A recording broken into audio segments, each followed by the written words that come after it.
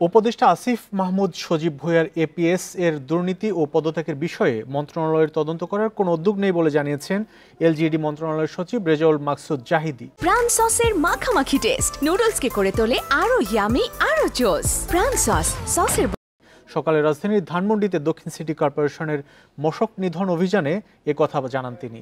এর আগে মশা নিধন কার্যক্রম নিয়ে তিনি বলেন, এখন থেকে নিয়মিত এই অভিযান চলবে।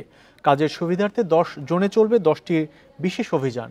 পরে ডিএসসিসির প্রশাসক শাহজাহান মিয়া বলেন, আসন্ন বর্ষা মৌসুমকে সামনে রেখে বিশেষ অভিযান পরিচালনা করা হবে। এ অঞ্চলের ভবনগুলো এবারের অভিযানের আওতায় নিয়ে আসা হবে। পরে অভিযান থেকে সচেতনতামূলক একটি সংক্ষিপ্ত শোভাযাত্রা বের করা হয়।